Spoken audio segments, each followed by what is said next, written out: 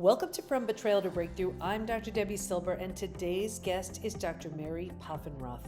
Dr. Mary is a scientist, professor, and fear courage researcher. From being adopted at birth to being a first-generation college student to her first day at NASA and beyond, Mary has dedicated her life to understanding how best to do scary things. Her work has been featured in Forbes, Time, Science, TED, Entrepreneur, Cosmopolitan, The Wall Street Journal, Success Magazine, and Fast Company. Mary has 3 master's degrees, biology, psychology, science, communication, and a PhD in psychology. Mary shares some of her best stories and strongest courage-building, fear-fighting neurohacks in her award-winning book, Brave New You, Strategies, Tools, and Neurohacks to Live More Courageously Every Day. So today we're talking about fear, the invisible current under so much of betrayal trauma. Fear of change, fear of the unknown, fear of failing or even succeeding. If that's you, you're not alone. My guest is Dr. Mary, a scientist, author, and leading authority on fear. Mary grew up in a home where big emotions weren't welcome, which sent her on a lifelong mission to study the science of fear and translate it into the tools we can actually use. In this conversation, we get practical. What the amygdala does when fear fires, why your prefrontal cortex goes offline, the difference between fictional and non-fictional fear, and 2 simple neurohacks you can do anywhere to regulate your nervous system and get your clarity back. Whether you're rebuilding trust, setting boundaries, or starting over, this episode gives you fast, repeatable ways to work with fear, not against it. Here we go. Okay, everybody, I am here today with Dr. Mary Poffenroth, and we are talking all about fear. Fear, you ask? Yes, because that's something when you've been betrayed, we feel fearful about our ability to discern, fearful about next steps, fearful about who we're speaking with, what's happening within us, everybody else. So I brought on the expert to teach us all about fear. So welcome, Dr. Mary. Thank you so much, Debbie. I am so in love with the subject and your podcast because just like fear is the F word that no one wants to talk about, I think that, getting into these deeper subjects, we've spent too much time pretending like they don't exist. So I love that this space exists. It's so amazing how just like, I focus on betrayal, one word that's gigantic and has such a sucker punch feel and huge impact, and fear, one word, and it's an entire business, and entire everything. Tell us why. Let's get started with what would even have you want to work on the topic of fear. Where'd that start? Yeah, well, I was raised in a house that as long as you had these good emotions that were happy and joyful, then those were welcome all the time. But any darker or bigger emotions like fear, it wasn't something that I was allowed to express. And when you're not allowed to express things, then you mask, then you survive in this environment that you're growing up in. And you don't know any different, especially as a child. You just know what you know. And it's something that as an adult, I started to realize that I wasn't experiencing the full spectrum of emotions, that I was really good at people pleasing and smiling and being happy and bubbly, but I wasn't good at acknowledging, let alone expressing and really getting into the kind of darker emotions. And as an academic, as a scientist, my first kind of step towards understanding that was to research, because I would rather research than actually feel things. It's so much easier. And if you look at science, I think science really as a discipline self-selects for people that don't like emotions, because we're taught to not talk about how we fit into the data. It's about the data. We don't talk about how we feel about the science. It's just the science. And so it was so easy not to feel the whole spectrum of human emotion. And as I got deeper into it, I noticed that with fear specifically, there wasn't a lot of opportunity outside of the clinical space. So there wasn't really tools, it wasn't really talked about. People still have a really negative reaction to the word fear. And we call it many different things. We call it stress, or we call it, the jitters, or fill in the blank of any other euphemisms that we, create to not say the F word. And I started to wonder, what would my life be like if I had these tools to navigate the totally normal feelings of trying to be bigger than you are, trying to do new stuff, trying to take up space, trying to take up space where you're the only one that looks like you. Mm-hmm. I would have loved to have these tools, and they just didn't exist. And I thought that was a travesty. So I wanted to do something about it.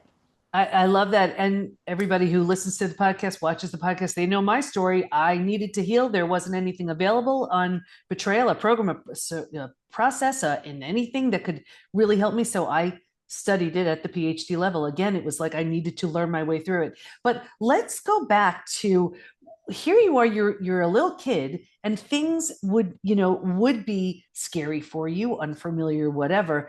What kind of meaning did you make from that? Was it just unacceptable to feel it, or was it just, what was going on if something like that happened, or if you saw someone else afraid of something? Yeah, if I'll start with the second one because that's going to be easier. Mm. If I was a very empathetic child. I feel that I'm still like a very empathetic adult. And so I was better at handling other people's emotions. My mom was an undiagnosed narcissist, and in her generation, you didn't go to therapy. So I say undiagnosed because she never went to therapy. But looking back and having, this background in non-clinical psychology, I'm like, oh yeah, oh my gosh, textbook. And so, I was really good at managing her feelings. So if she was afraid, I was really good at helping her through that. If she was fill in the blank, any emotion. But when it came to my emotions, it was stuff it away, pretend like it doesn't exist, smile your way through it. And, I think that there was probably, a lot of just disassociation. And I'm a huge bibliophile, as many academics are. And so I would hide away in stories or get really busy. I was always really active. I would have, three different clubs, three different sports. And so as long as I was busy, as long as I was distracted, I didn't actually have to think about how I was feeling about it because it was just the next thing and the next thing and the next thing. Right. And, I still, that's my go-to mechanism for coping right now. That's just It's who so I was. it's so interesting because we look at those healthy distractions. We don't realize that they are just distractions. We look at something like, let's say food or drugs or alcohol, like that's kind of obvious, but Yeah. something like keeping busy or working or even exercising Yeah. used as a distraction. And somehow, because they're healthy, we don't really look at them as a distraction, but they are, and it's keeping us from doing what we need to do. Did you notice any physical or mental or emotional symptoms that you're like, oh, I wasn't sleeping, or I had a digestive issue, or anything like that?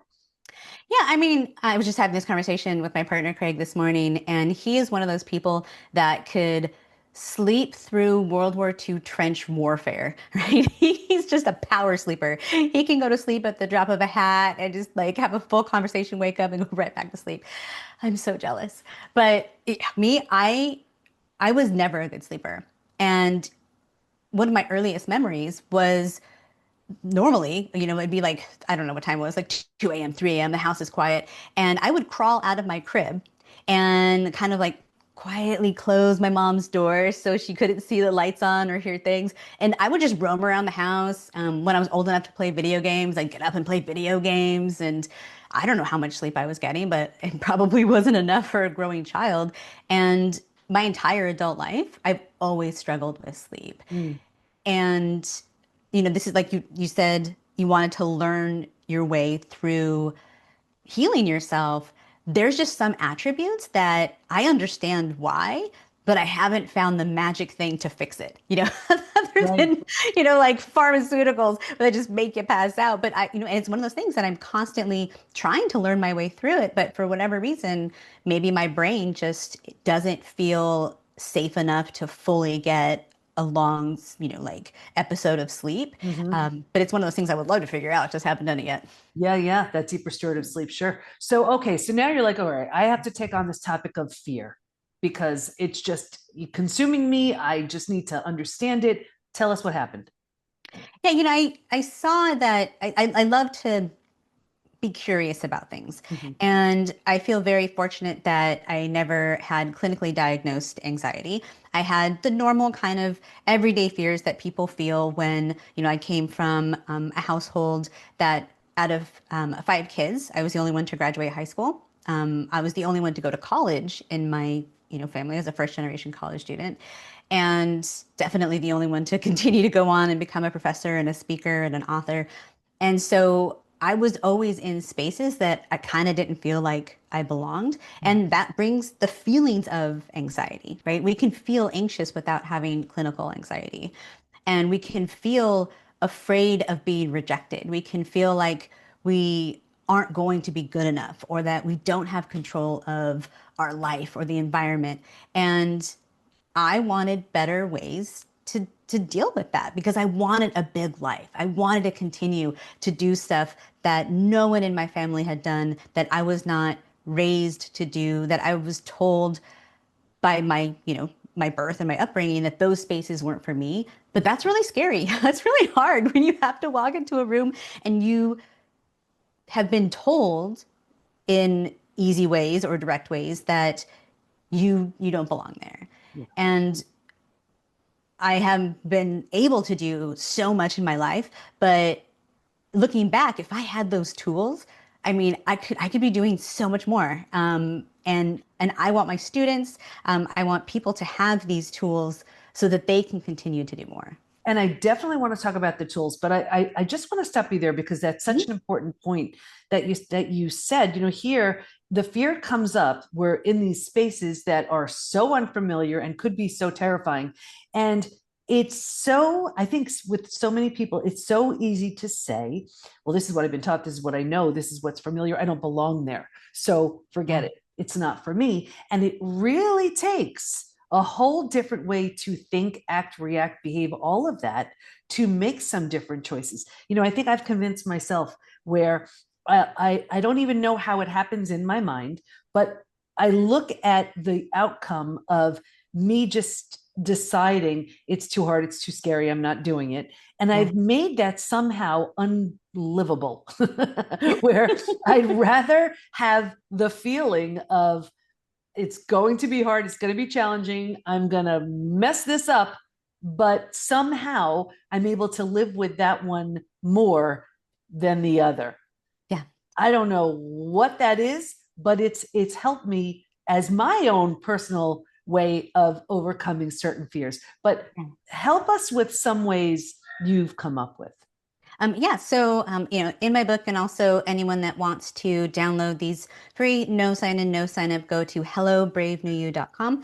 I have these quick win neurohacks that are in the book as well as the RAIN method. I know we don't have time to go full through the whole RAIN method, but I want to give you some of my favorite quick wins that I use when I do speaking engagements or corporate workshops, because I want people to have these tools that they're going to be easy to learn and easy to remember. Because if you are in a space of feeling overwhelmed, feeling stressed, if it's something complicated, you're not going to do it because you're not going to remember it. You're not going to want, you have to have something that's going to be easy.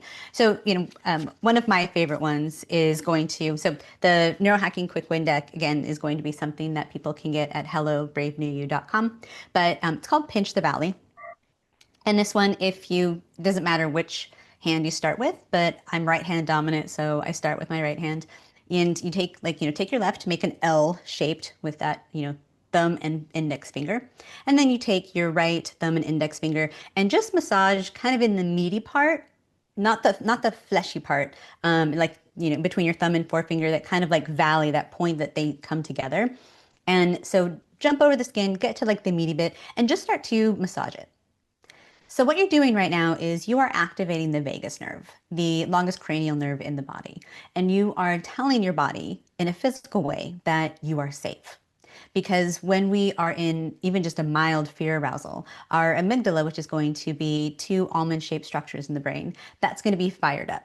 And that's going to be important because when the amygdala is even mildly fired up, that means our prefrontal cortex is going to shut off. That's important because the prefrontal cortex is where we get all of our best ideas, where we are able to come up with creative solutions.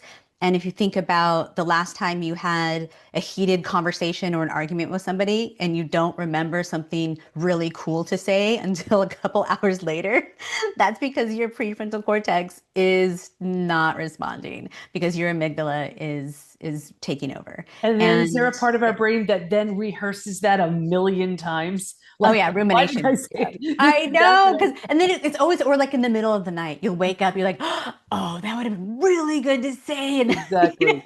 and if we want to have that ability to come with that, with that really strong thing to say, whether that's in a meeting or in a like heated or important conversation, then something like this, and no one knows you're doing it. You're just massaging your hand, and you can do it anywhere that even just within that conversation, and that can help to really calm down that amygdala and help you stay present in that scary thing that you're doing. And just to, and I remember, and I shared with you, I was listening to your book on my flight. Everybody knows I'm bicoastal between New York and California every couple of weeks, and there was turbulence on the plane. And I remember Ooh, reading that, and I tried yeah.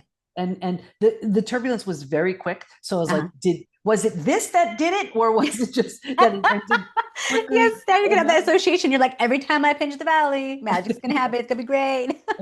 but either way, it felt good. So that's a good thing. That's great. Is there another one you can share with us? Yes.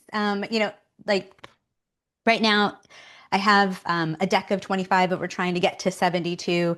There are lots of these tools. And the great thing about them is there's nothing to ingest, nothing that you're going to, it's going to harm you. So playing around with these different ones and kind of building your own go-to is my favorite way to do it, to kind of experiment and play around with these things and see what works for you. And the ones that don't, just there's more to try. So this is a really great one too, the near and the far. So the near and the far, if you can use a pen or you can use your finger, whatever you have handy. And I'm going to use my finger because that's what I have on me at all times. So I'm just going to point my index finger up towards the sky and put it right in front of my nose. And I'm going to focus my eyes on my finger that's very on like I'm literally touching my nose until it kind of like crosses. Even though as a kid you were told not to cross your eyes, it's going to be okay. And I'm just going to watch my finger. It's going to get kind of blurry. It's going to go kind of like in between 2 and 1, but that's the important part. And you're going to slowly do it until your finger is just a single finger. And of course, people are going to know you're doing this one, but that's okay. And then you're going to just repeat it again, pulling that index finger or pen slowly towards your nose until it kind of crosses. It becomes 2. It's blurry, but that's okay. That's the point. And just repeat this as many times as you need to until you feel safe. So this is really utilizing the power of convergence and helping your brain to have a little bit of a reset in those moments where you're really keyed up and really anxious about something. It also can be good if you're not even really anxious about something, but you're going into a high stress environment. Mhm. Let's say you're about to pitch investors, and before that, pitch, you just go into the bathroom, know to kind of settle yourself and do this a few times. And now you are starting from a like lower place of feeling anxious before you get into that higher place because you know that it's, let's say, the deal of a lifetime. And you Mhm. know that, right? So you're putting a lot of pressure on yourself. You're safe, but it's that perceived pressure that is causing that amygdala to fire up. Right. And I could just imagine people in the bathroom. Some are doing that power pose. Some are Yeah, doing this nose thing. right. There are a bunch of things going on in there. What's happening inside the brain when, in the brain when we're doing that? So actually, it's pretty funny, cool. Like, within our ability to understand convergence, it's going to be also activating that vagus nerve, right? So we are calming. All of it's about calming that amygdala. So the vagus nerve is also a major component of the parasympathetic nervous system.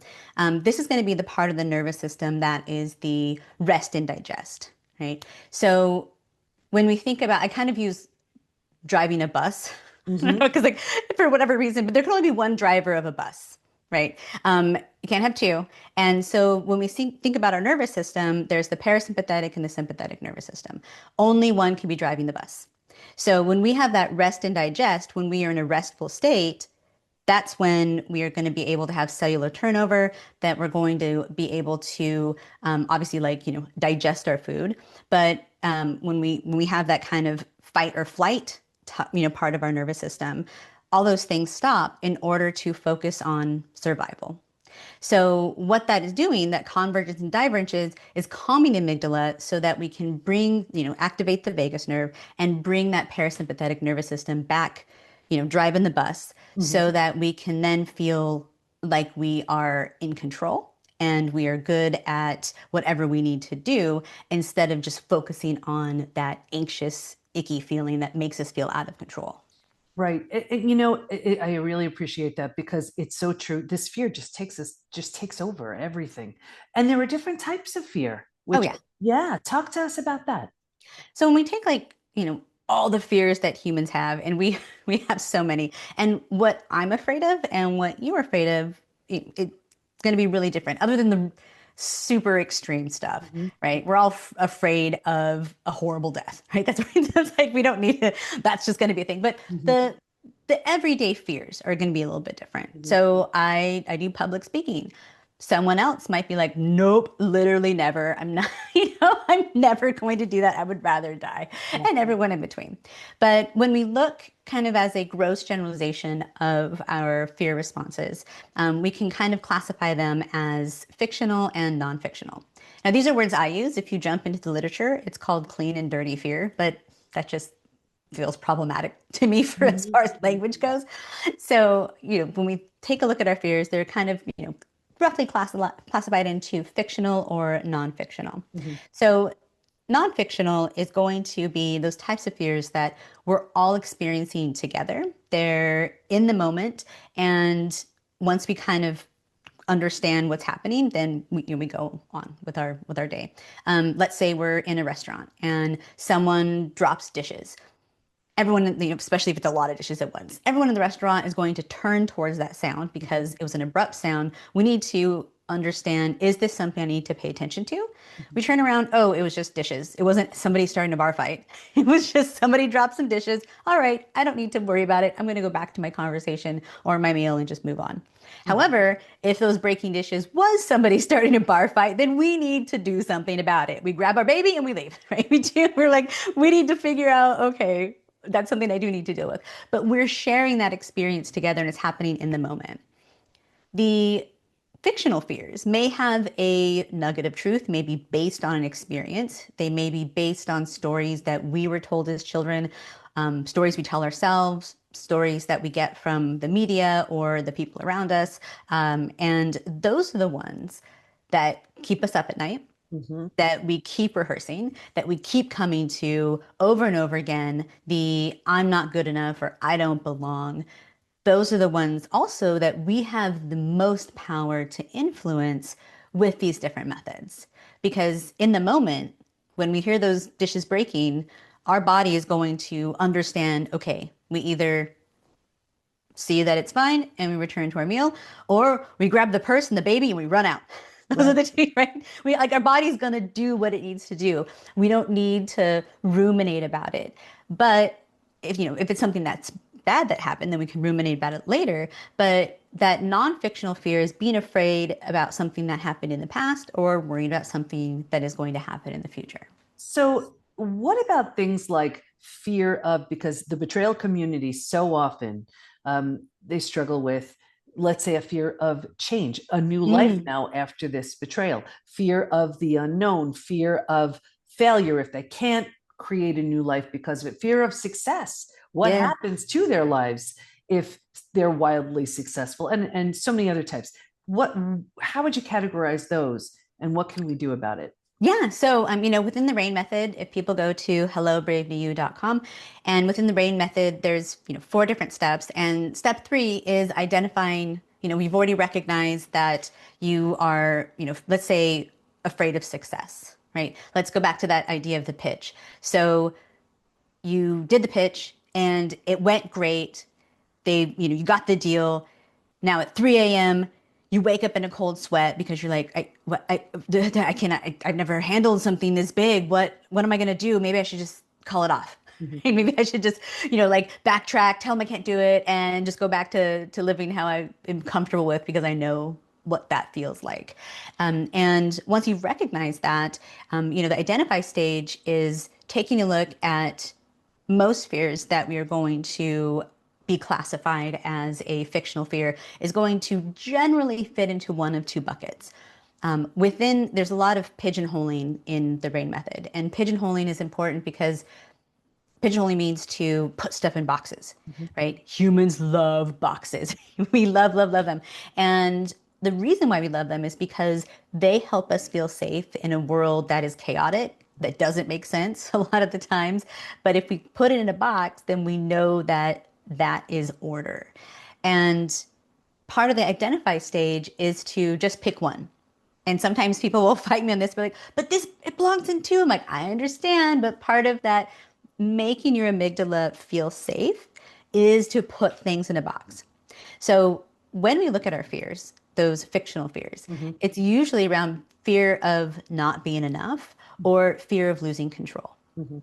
Right. So going back to that idea that someone would call off a great deal, a deal of a lifetime because they were afraid of success, that is that fear of not enough. Mhm. That even though those investors told them that they were enough and they loved it, they're like, no, no, no, you're wrong. I'm actually not enough, and I probably should just Mhm. get out now. Or fear of losing control, and fear of losing control can look like many things. Let's say a lot of money issues Mhm.